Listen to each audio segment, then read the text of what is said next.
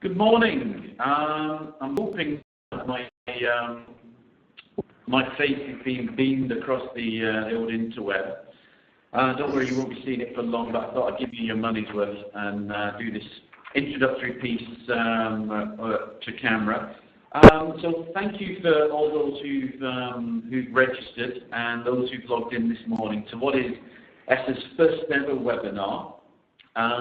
The only thing that could go wrong this morning is technically out of my hands. So if there are a few glitches along the way, do bear with us. So the session today, as you will have seen within the email, and seen when you were in the holding pen, as it were, is we're looking to move the story on slightly. So Dominic, whose background is in the financial market and regulation, and you've seen from the general notes with regards to what Dominic has done in the past and what role he currently resides in. And Dominic obviously presented at our member conference in November and kind of gave us a 6-month update from the referendum. Obviously, the story's moved on a little bit now, and since the triggering of Article 50, the plan or the proposed plan by government and the UK is potentially becoming clearer. Obviously, there's been developments this week with regards to the announcement of a snap general election in a month or so, 6 to 7 weeks. But it's such a broad topic, and we're going to try and achieve as much as we can within the next hour, or hour and a bit, depending how long we can maintain your attention during this session. But what I want this to be is as interactive as possible, and I want to encourage questions as we go along. We're kind of picking out one key element of Brexit and how potentially it will affect employment for our members, employment and potentially how we're going to be moving our workforces around Europe moving forward. However, it's such a broad topic that I don't want to restrict how we go about this. So at any point, if you have questions, you have a comments box, the chat box. Please send your comments in there. What we'll do in a moment is turn the moderation on, and that's not because I don't trust any of you. It will just allow me to be able to collect various questions that might, repeat questions, and actually put them to Dominic as we move through the webinar. So get your questions coming in, and if any questions are obviously triggered as we go along again, send them in. So what I'm going to do is ask Dominic now to kind of take over and do his thing, but do get the questions going. I'm hoping everyone's got audio. I'm going to turn off the visual side of things now. If anyone's really struggling and hasn't got the audio, do now kind of get in touch, and we'll try and sort that out behind the scenes for you. But I'm assuming everyone's okay. So, Dominic, can I hand over to you? Good morning. Good morning. Thank you very much, Andrew, and good morning to all those people that have signed on. And the first thing I'd like to say is that I would actually quite like to make this as interactive as possible. I've got quite a lot to say, but it feels a little bit bizarre. Whenever you run a webinar, that you're speaking out and you're hoping that there are a group of people out there that are connecting. I've got probably 10 or 15 minutes as a starting off point to give you some numbers, to give you some insights about what is influencing this question. Do feel free to drop questions through the chat box, and I think that a couple of points, Andrew as well, will just create a pause so we can reflect on any issues you might want to expand on. So the place I'd like to start is really to ask ourselves, from the point of immigration, what are the key issues driving the development of a policy towards immigration? because, I mean, from my perspective, and I'll show you some of the numbers, from my perspective, in some ways, let me put my cards on the table, a concern about immigration is a false concern.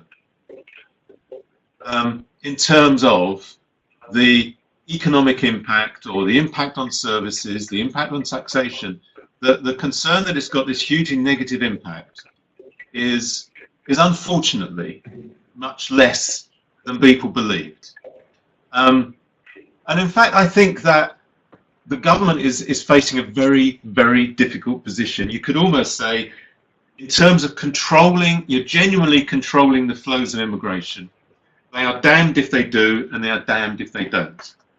And what I mean by that, they'll be damned if they do genuinely, significantly reduce the actual numbers of people coming into the country from other countries to less than 100,000. That will damage the economy. It will damage the amount of taxation that the government receives. That is clear. But if they, and one of the reasons why I say that is from the government taxation point of view, is that immigration, on the whole, creates a net contribution to the fiscal balances of the UK. And if we lose a significant amount of immigration, that will be a loss. But they'll be damned if they don't control immigration, because there clearly are many people in voting to leave the European Union who were motivated by the sense that there was a social disruption as well potentially as an economic hardship created by a large number of people from outside of the UK coming to work here and coming to live here. Now, there's a couple of questions, therefore, I think we've got to ask, and these are the ones on this slide. So what are the flows of immigration into and out of the UK? What are the components, and what are the trends? What do they actually look like? And actually, in addition to that point, we need to reflect on what is the stock of foreigners present in the UK workforce. And I'll use that word, foreigners makes it sound quite pejorative, but I can speak as one of those foreigners. And the next question is, if we make changes to immigration, what will be the impact on the dynamics of the labour market? Now, I've got a few slides that I'll bring up here, which will start to show you some of the numbers. Clearly, the question we need to address from a business perspective, how long are we going to have free movement of people between the European Union and the UK? And when will controlled access come into play? Because I believe that controlled access is what will happen. Now, the first point I would make in this respect is that there will be a fairly prolonged period of transition or implementation, whichever word you choose. Within the next 3 months, we will actually get to a point where the UK actually on that day leaves the European Union.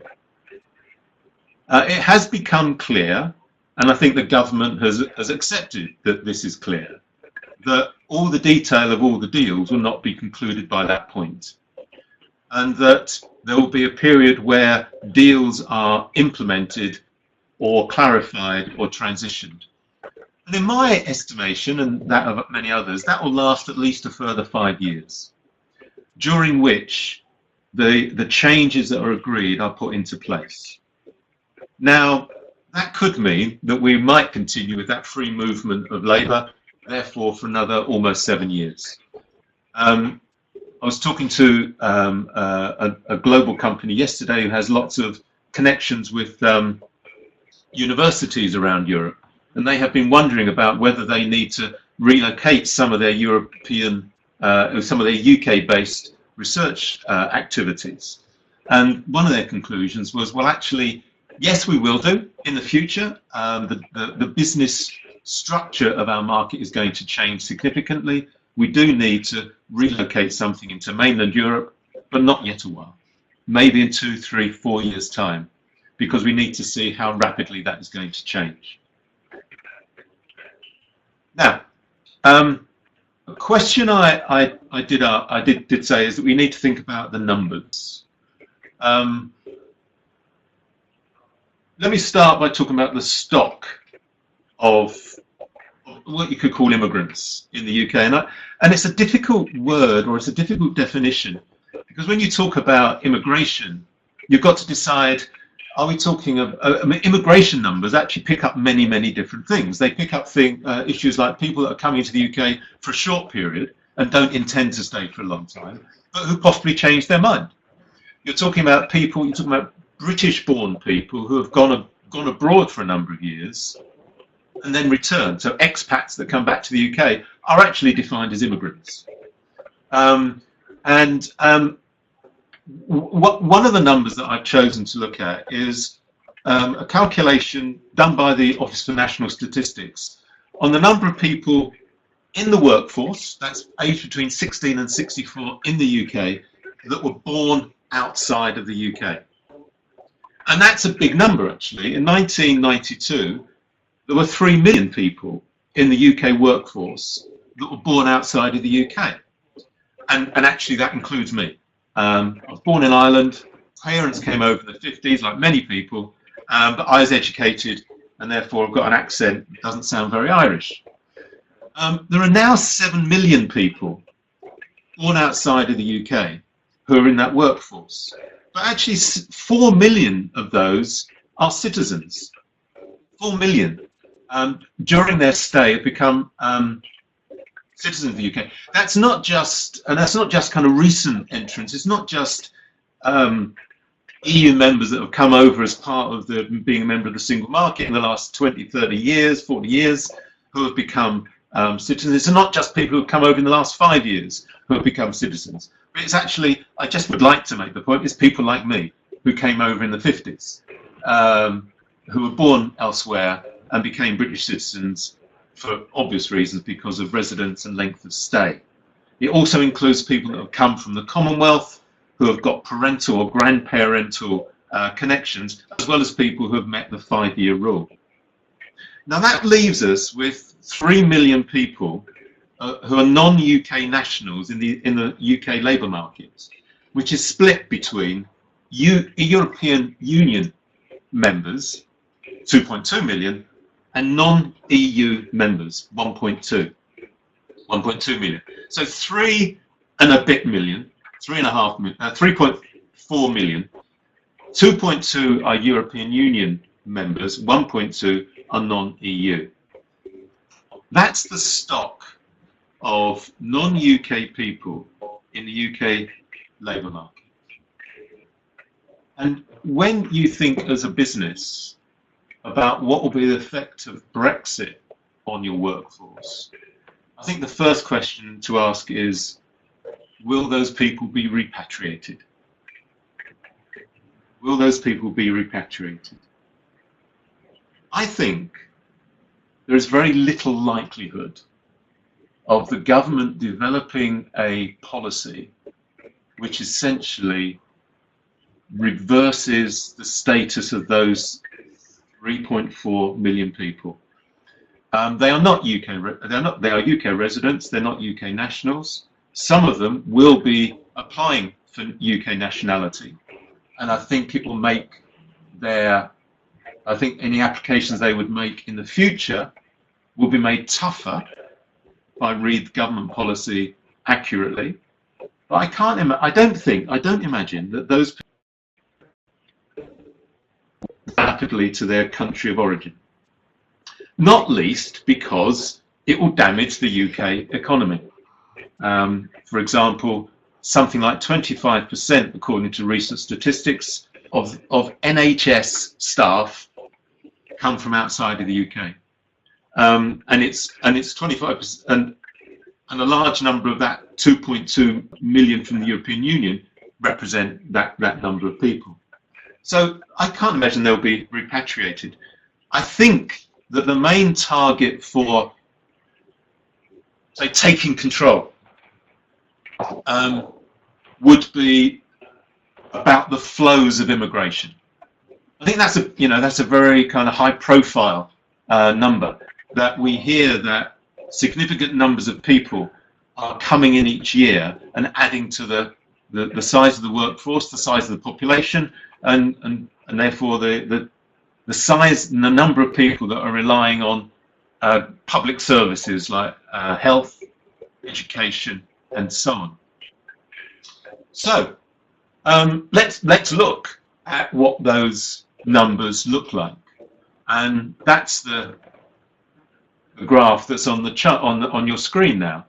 It goes right back to 1975, and it shows the net migration from a variety of sources. The red line at the bottom shows the emigration of British nationals, and the blue and yellow line shows the net immigration of EU and non-EU nationals. So the blue line is the EU figure, and it shows us that from the beginning of this century, actually, from about 2003, there was a significant increase in the number of EU nationals that were coming into the UK. It took a dip around 2008-9, and so I'm just looking at a question here, asking about impact on UK employees working in Europe. Okay, I mean, I'll pick that one up. But I think one of the big issues is about how many people are going to be allowed to come back into the UK. And you see that the non-EU members are coming down there. The next slide, which I think is relevant to this kind of trying to work out what's going to happen, is flows of students. You'll see that, if I go back to the last slide, when we're talking about net migration, we're talking about 350,000 net, 250, 300,000 net people from around the world coming into the UK each year. One interesting factor is that students represent about 200,000 in recent times of that 350,000. And my point here is that if you were to take the flow of students out of the calculation, you would get very close to a number which is under 150,000. My first comment here is that I've got a feeling that as we go forward, one of the ways in which the government will be able to demonstrate control of immigration is by redefining the numbers. And actually, yesterday there was some suggestion that students would be taken out of the immigration numbers. Now, what does that mean? Well, it means that absolutely immediately those net figures will come down, as I say, to about 150,000, which will release some pressure on policies to genuinely reduce immigration. Now, if we come back to this here, students, this might sound like a kind of very technical calculation, but I think that a clear understanding of what the flows and the numbers actually mean will give us some indication of which way the government will go. You look at this slide here, there's a large number of students that come in, around, it's now just under 200,000, and it's actually dipped a little bit since the referendum last year. But the ones that go back, the yellow line, is very small. What we actually discover is a lot of students that come here for degrees and postgraduate degrees then find work, and they end up in high qualified technical jobs. They often move into programming, digital media, and the city, as well as medicine. So one of the issues, I think the government will take out student numbers for immigration. They will then apply tighter controls on who can stay after their degrees or their further study. And I think that will have less impact on the people on this call, because I think that the kind of people you might likely be hiring, on the whole, are not those that are in that category. except that I imagine that some of you will be potentially needing some high-tech, some digital, some media capabilities. But I think that will be one area. If we move on to the next slide, we see the distribution of non-UK workers by occupation, and this is really quite an important number, or quite an important graph, because it does show right down the bottom that a very significant proportion of jobs in certain occupations are occupied by non-UK workers. Process plant and machine operatives, elementary occupations. Now, those include many things. That includes construction. That includes electrical trades. That includes probably many of the trades that are involved in your construction of stands and the other equipment required for your stands. Now, I think in a few moments I would like to take some questions and particularly pick up the issues that I think that you'd like to respond to. But I think if I were in a nutshell to say how is all this going to affect employment in the exhibitions sector in the UK, I think it's this. I think there will be some redefinition of the figures for immigration. I think that the government will talk about taking out temporary people, temporary immigrants, and will want to focus on the flows of what they will describe as long-term immigration. That justifies taking students out, though, as I say, they will also apply tougher rules on when students can allow to stay. I think they'll also want to reduce the number of immigrants coming into these other occupations. And I think that they will apply certain priorities. Some recent research produced for the government by the ONS revealed some high priorities. Hotels and restaurants have a huge reliance on immigration. The NHS, between 20 to 24% of their staff come from other parts of the world, especially the European Union. Wholesale retail distribution, Amazon distribution centres, John Lewis distribution centre, they're in Northants, in that area, have a high reliance on immigration. Agriculture requires in the region of 80 to 90,000 temporary workers per year to pick the harvest. My view is that those will be priorities, and there will be restrictions on a number of sectors outside of those high priority areas. And I imagine that that might mean restrictions on the number of construction workers, for example, or joiners or electricians coming into the UK, or elementary occupations, plant and machine operatives. I can imagine those would be seen as the kind of areas where restrictions could be placed on them. And it seems to me that to the extent that any of the people on this call that would recruit non-UK workers in those sectors, you'll find some difficulties. Even if you don't recruit people from those sectors from the EU, you will find upward pressure on wages. Because I think the issue is that, the issue is that we import those people because we've got a very high growth economy, actually, quite an efficient economy that needs those jobs. And if that supply is reduced into those sectors, then an inevitable consequence will be wage rates will find their way going up. So that, in a nutshell, in a sense, is how I'd see things. Andrew. Sorry, no, I interrupted at the wrong point. You just carry on with your nutshell. Sorry, apologies.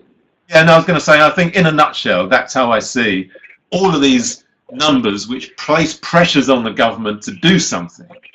I think that is how they will construct their policy in order to be seen to take control and manage immigration and do the least harm for economic activity in the economy. Mm-hmm. So, I mean, it's clear that immigration is going to have a much wider impact than kind of what we may first feel it would have on the country. It's obviously it will affect you know, different parts of the country, different industries, but it's a huge topic which is sat at the centre of Brexit. Yeah. Just to picking up on Vanessa's question, and if I can kind of articulate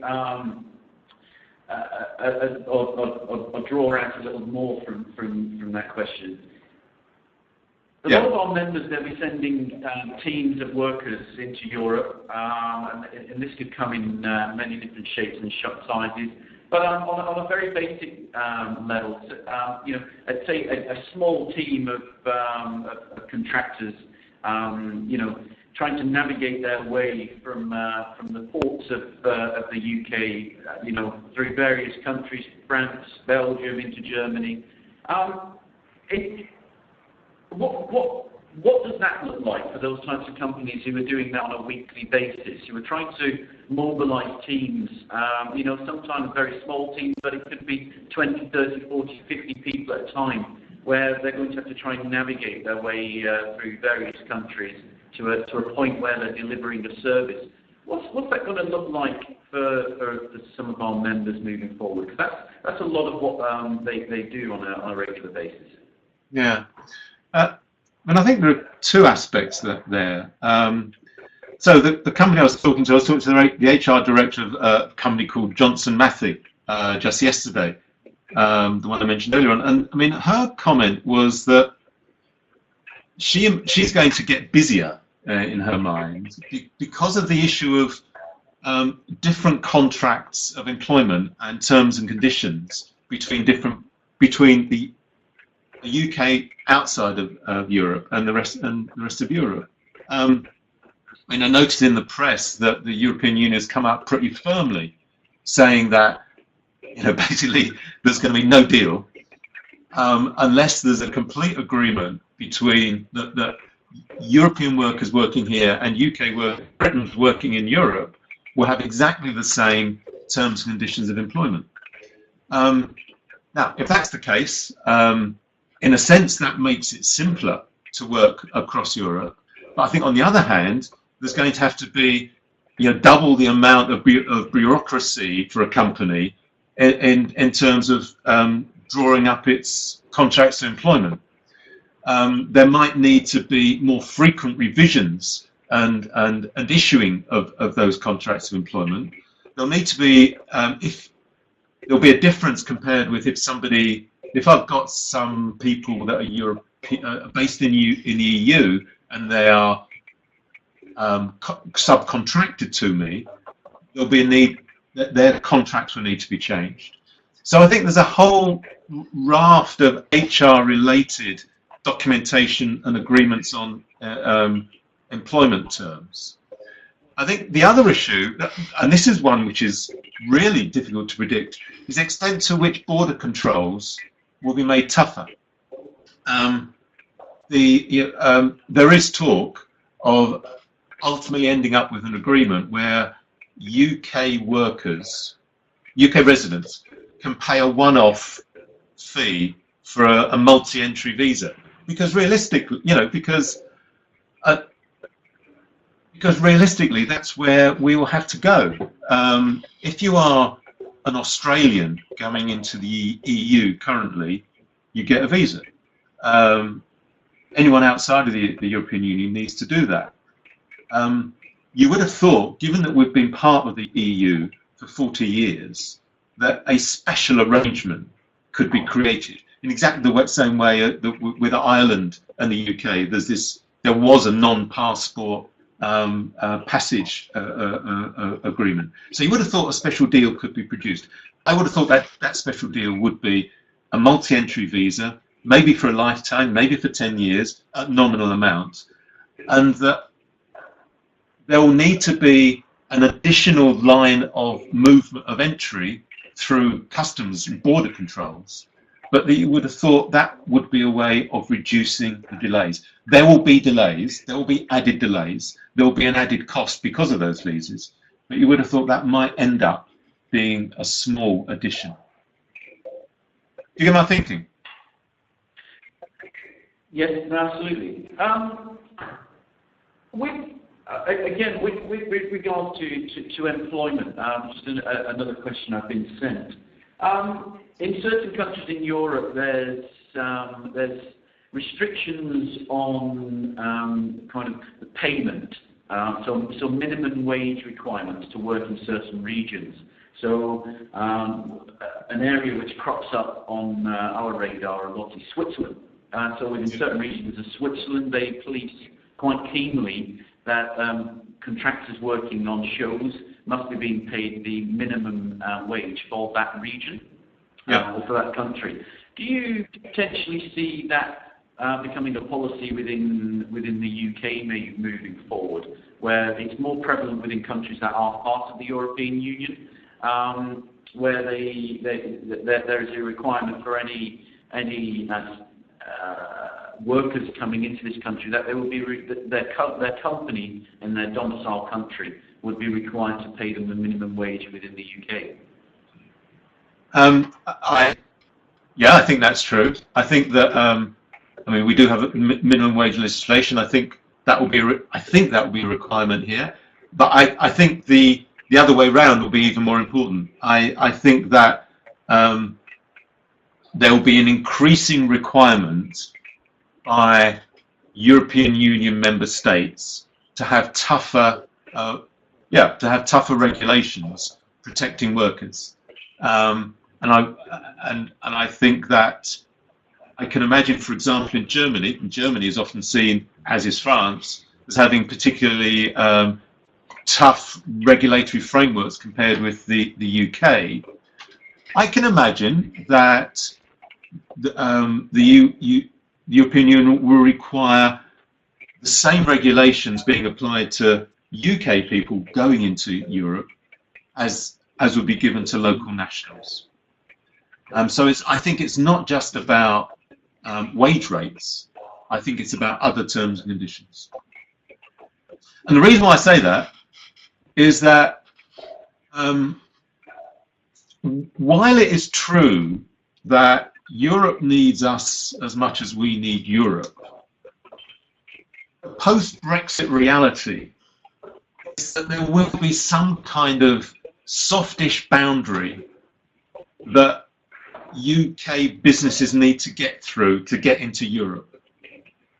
And I think one issue that is very clear within the minds of European negotiators is that there's an opportunity to grow EU-based business within the EU, within the single market. And so a measure which places more tougher labour market conditions on a UK business working in the EU, you know what that will do? That will give more opportunity for EU businesses to grow within their boundaries. That's the logic of being in a customs union. You make it more advantageous for companies within the customs union compared with those coming in from outside the customs union. So I think that's one of the issues. Sorry, Dominic. Do you think it will become more difficult for European companies to work within the UK moving forward? No, I think the opposite, actually. I think that I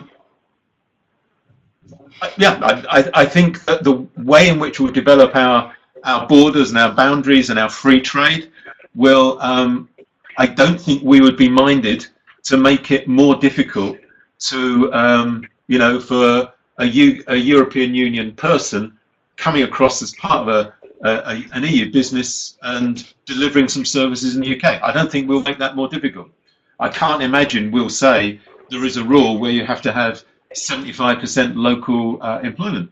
But I think we will. I think it will be the other way around. Thank you. And the fact that we're getting a couple of questions coming in now. So David has asked whether or not you have any thoughts with regard to the transportation of goods across Europe. So not just people. And obviously, this is something which has cropped up. People are envisaging the old carnet system coming back. Mm. And also, Vanessa asking about tariffs on stands. Yeah. Can I address that question first? Because I was looking through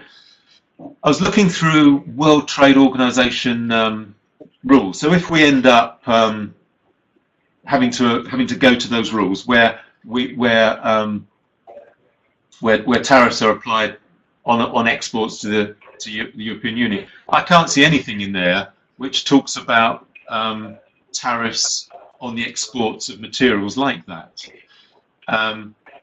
And all the other ways. So I don't think the issue will be tariffs. I think the issue will be non-tariff barriers and labour market conditions locally in Europe. On the carnet system, yeah, it's difficult to know how we will manage border controls, because if you've got a border, you've got to manage that border, and the last 40 years has been a process of reducing all that bureaucracy. So I would have thought that something like that old carnet system will need to be brought back. I mean, I think that unless there's some similar kind of clever dodge, and I can't, and when talking to exporters, importers, talking to logistics companies, they can't see any way around the fact that there'll have to be tougher controls. Because if you don't have tougher controls, if you don't have more border staff actually examining the goods that are going through, why on earth do you leave the European Union? Mm-hmm. Mm-hmm. Okay. Kind of just turning it slightly. What are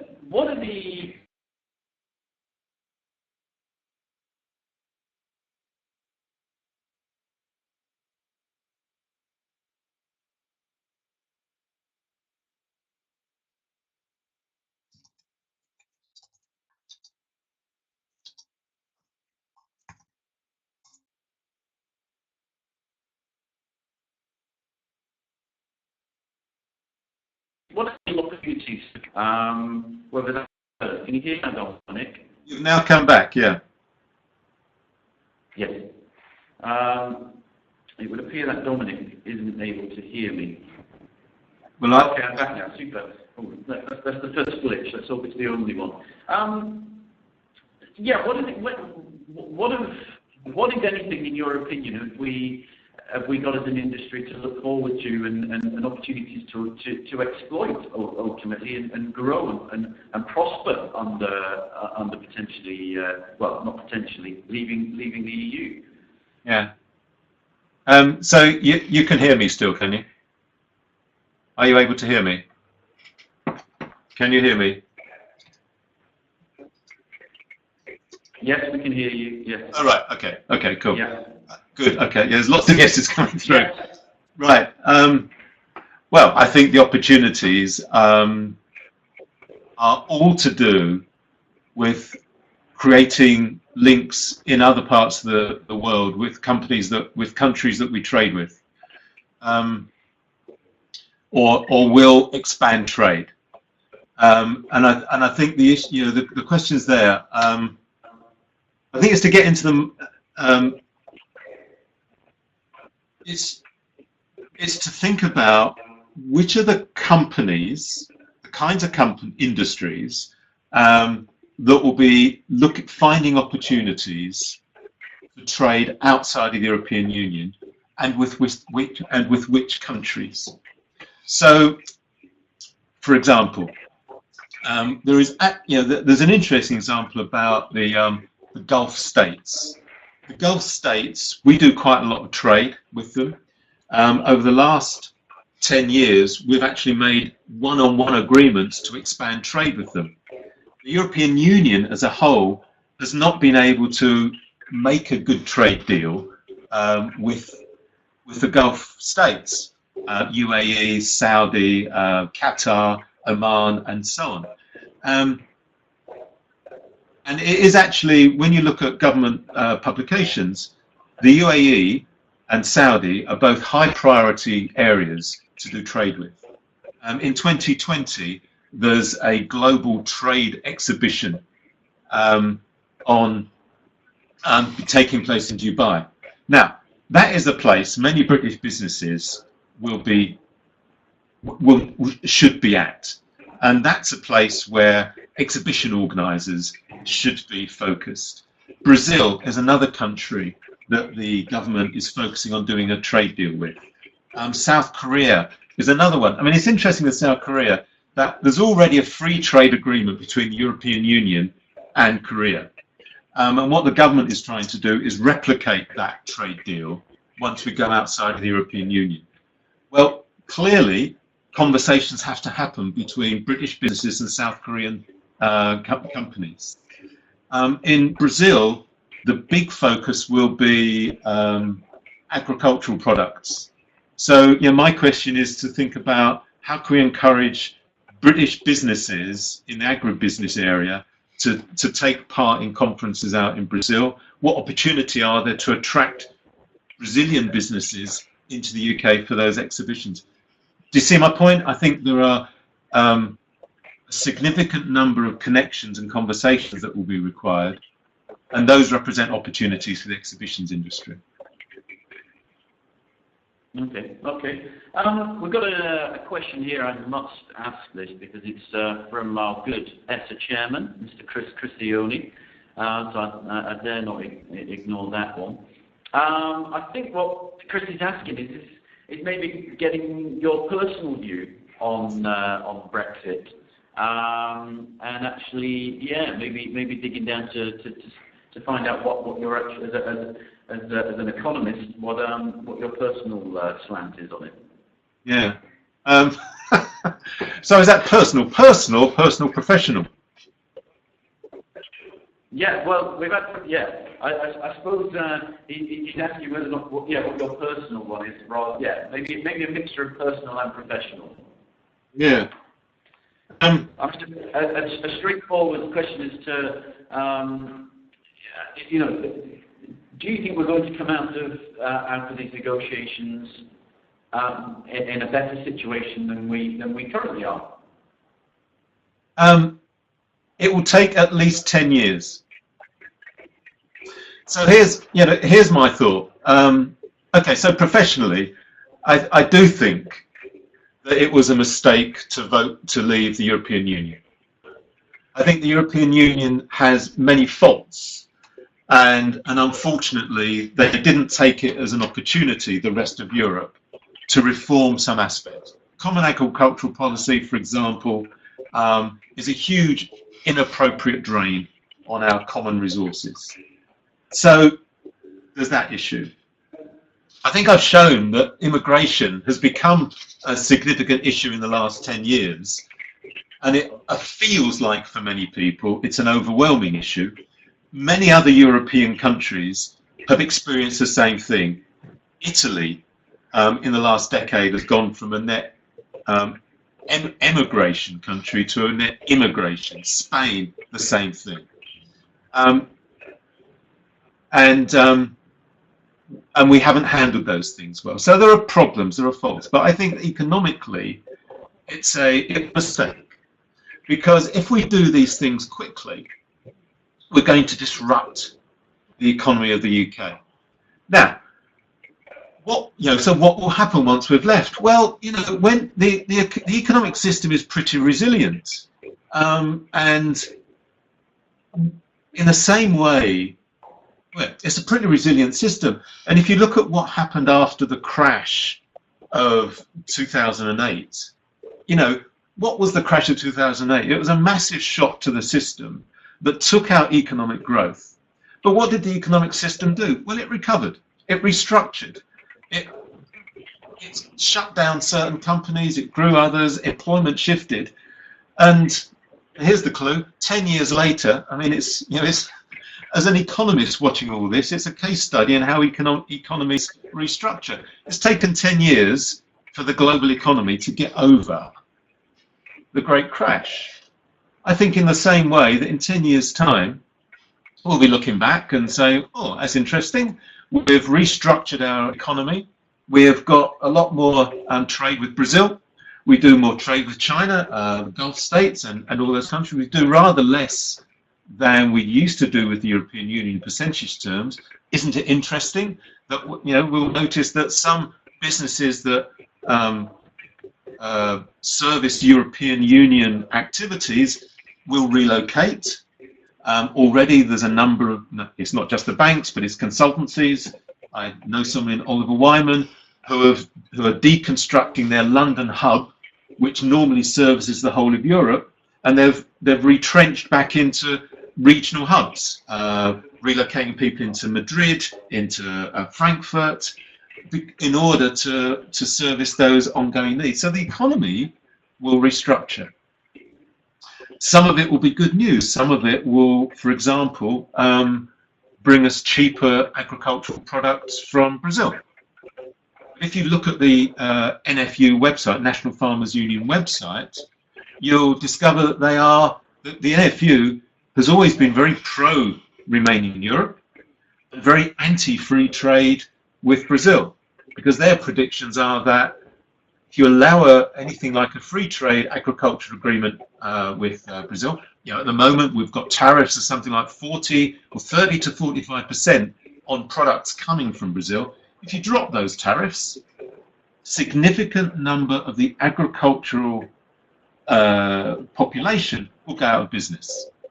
Many arable farmers in the UK will not be able to compete. So there'll be a restructuring of that. So I wonder what will be the prospect for British farming if there's a huge import of cheap products from Brazil. The same report from NFU. Maybe we should do a report for the exhibitions industry because, and I'll come back to why that could be useful as a lobbying point in these negotiations. But NFU also was saying, well, we think there's going to be a free trade deal the day after Brexit with America. And that will mean cheaper food. That'll mean cheaper chicken. But it'll also mean chicken that's been washed in chlorine in a way that's not allowed in the European market or the UK market right now. It will mean beef that is beefed up on chemicals and drugs that are not allowed in the UK. And it will allow the import of cereals and products made from those cereals that are based on GM crops and the use of certain pesticides that are outlawed in the EU, in the UK. So that will have a restructuring effect on our industry. And so my professional judgment as an economist is that it could well be okay in the long run.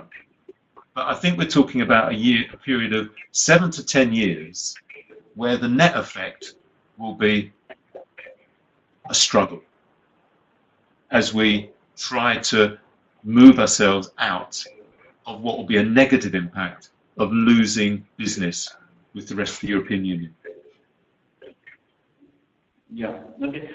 With regards to more kind of, well, let's take the last 48 hours into account. For whatever reason, people choose to believe the Prime Minister called a snap election. The one that's being touted around at the top end is the government wanting the ability to have greater representation, a greater majority, so they can manage the process of Brexit in a far more, I need to choose my words carefully, in a manner which is less able to be blocked and require the negotiation of other parties. Do you think it would benefit us as a country going through the process of negotiating our way out of Europe for these negotiations to take place with a government which doesn't need to constantly win over the opinions and the votes of the opposition? Yeah. So I'm an economist, not a politician.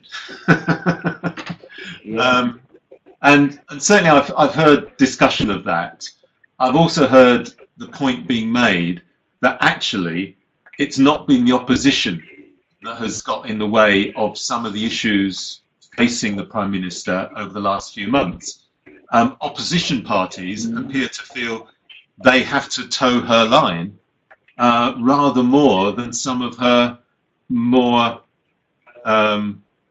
anti-European backbenchers. And I think you can, as an economist watching that debate, I think that it is the range of opinion within the Conservative Party, which is the real one to watch.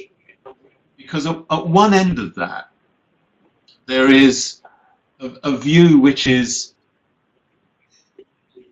antagonistic, as I would say, and I, as a kind of as a sensible, even-handed individual that's grown up loving the country that I've been lucky enough to grow up in, I find it, and as someone that loves working internationally, I find that antagonism really, really difficult to understand. But along with that antagonism goes with the view: the sooner the better. The sooner we get out of that relationship, and the more we'll then be able to forge alliances with other countries. And some of those people prominent in that debate, one of whom would be Liam Fox, has even in the past advocated creating a free trade zone with America, between America and the UK, rather than the UK and the European Union. So at one end of that, all of that range of views, you do have a group of people who are quite influential, who believe that the actually getting out of Europe as quickly as possible will be fantastic news for the UK economy because of all these other huge opportunities. And then at the other end, and that's what people call hard Brexit, isn't it? And at the other end, there are people realising that actually it's not as simple as that. That 85% of the trade that we do outside the EU is covered by free trade deals with other economies, or if not free trade, then near free trade, or if not fully covered, then they're about to be signed off. So the actual potential for those new trade activities is limited. So, yeah. Does that answer your question? Yeah, absolutely. Thank you. A small apology in terms of, like, as you stated, you're an economist, not a politician. So apologies for dragging you through that slightly, and maybe going slightly off piece with you. But it was. Might I just add one point? I think the key watch for here is to discover whether if the Prime Minister gets a bigger mandate, a majority, whether that gives her some cover in order to implement a more pragmatic and less harmful deal, or whether actually it will give more power to hard Brexiteers. That is the key issue to watch for. And I'm not sure where the Prime Minister actually stands. I've got a feeling she's probably more pragmatic and less in favour of a very hard Brexit. No, I agree. We've had a quick question in from David Wilson with regard to VAT and taxation and how potentially this new world is going to affect that. Have you got any information on that? Yeah, well, the advice I've been getting is that our first assumption is that we should expect to be treated as a non-EU country from the point of view of VAT. And there is a lot of debate within HMRC as to whether it will be possible to continue the rules that we've got now, which allow us to trade without applying VAT to invoices to other European Union countries. So actually, the only comment I can make on that is that I've seen the debate within the HMRC, and it feels more likely at the moment that we'll just go we'll revert to being a third party country rather than part of the European Union. I mean, for those who are taking part, we do have an ESSA VAT guide which is specific to events, exhibition, conference suppliers and service suppliers, which is quite extensive. So if you want to get in touch with me to receive a copy of the VAT guide, I'd be more than happy to send that out. It's also stored within the member area of the website, but do drop me an email. Moving towards, I mean, we're kind of closing in on the hour mark. Looking at the list of people who are involved, the vast majority of those who've taken part this morning would fall into the category of SMEs. For this type of company, what 3, 4, 5 things do we need to be planning for? What are the key areas that we need to be looking at, getting a handle on, looking at how we currently do it and what the potential effects would be to be able to plan the next 2 years, and then looking forward 5 years and 7 years and 10 years, as you say, for things to settle down a little. What would be those key takeaways for people who are listening today and will be in the future? Yeah, well, I think I can give 3 particular priorities in my mind. One of them is look outside of your current customer group. I think that all the SMEs that I have connections with are kind of really. It's always really impressive at how well focused they are on understanding their customer group, really building long-term relationships with them. But I think we actually have to look outside of our customer groups to start asking the questions like I was suggesting earlier, which is think about where will trade potentially happen in the future? To what extent are you positioned to service that kind of trade? To what extent do you even have conversations with companies who are in that part of the business world? So looking outside our current customer groups, having deeper conversations, going and talking with our existing customers. I think that, hopefully what I've been doing with the group today is giving you some information that you hadn't possibly been aware of and some detail. Well, being able to do exactly the same with your customers, because I think many people that I come across in business are just bewildered. And giving them some information is the point where you can start making some plans. I think a second area is, just reading around, looking at reports that the government is coming out with. For example, there's a huge number of reports coming out around about trade priorities and plans for trade deals, and looking at those, as I was saying earlier, about Brazil, about America, about South Korea, about New Zealand. Interesting that so there's deals coming out there, there's plans coming out there. And thinking through how that might create some possibilities. Spend a day away from the office doing some innovative thinking around that, and just plotting about possibilities. And then I think from an HR point of view, I think there are a huge number of practices and policies which will have to be reviewed. And I think starting that now will make it smoother, whatever the transitional arrangements look like for us over the next few years. I think those would be the 3 areas that I would point out, something to do right now. Okay. Yeah, super. Thank you very much. Again, just for those listening in, we obviously, ESSA as an association is in partnership with the DIT, and they're very interested in working with our members on a regional basis. So the DIT is very much split regional. It used to be what was the UKTI, and we're developing quite a strong relationship with them, and they're very keen to speak to as many members who wish to, in terms of creating that regional partnership where they can advise you on a more regular basis.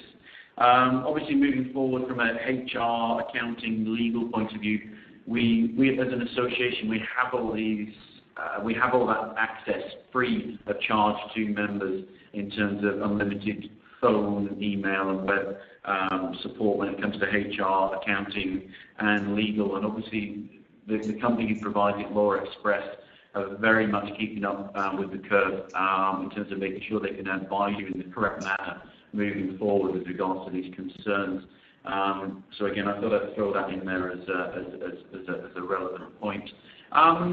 Dominic, have you got anything else to add before we kind of almost hit the hour mark and draw the session to a close? Well, I think the only other thing that I would say is, often I talk about strategy as it's not about predicting the future and trying to be ready for the future. It's actually about trying to influence how the future unfolds. And I think there is an issue there at the back of that question about, advice for SMEs. I think there is an opportunity for the association to lobby and influence government by articulating the relevance of the industry, the contribution that you make to economic growth, and what you need of them in order to be able to contribute to how the economy needs to grow in the future. And I think there's a huge opportunity there. That is something we are actually very much involved in by what's known as the Events Industry Board. We have reputation on that from within our sister associations. And the chairman of that, Nick Dubois, is actually speaking at our AGM next week. And that's how we do our influencing as an association on behalf of our members and these central government groups. And I'm hoping Nick will,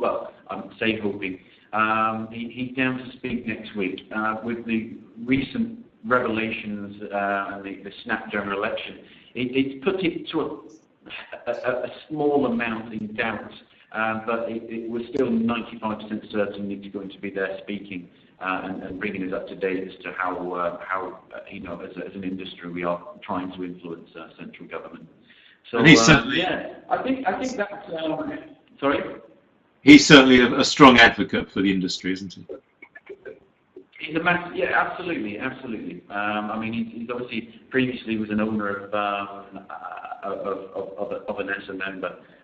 Very much, his heart's in this industry. He's a great advocate and a strong fighter for what we're trying to achieve as an industry.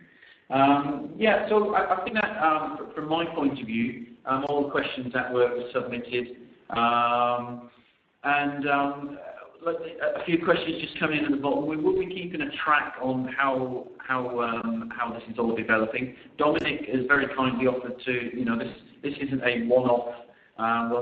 We started a relationship with Dominic last year with inviting him to our conference. It's doing it via webinars is a far friendlier and easier way of being able to pull together an audience and also have Dominic, being able to be in his own office and me in my office and you all in your own offices without having to especially at such a busy time within our industry, is there ever a quiet time, dragging everyone into a central place. So these webinars and the content we'll be sending out.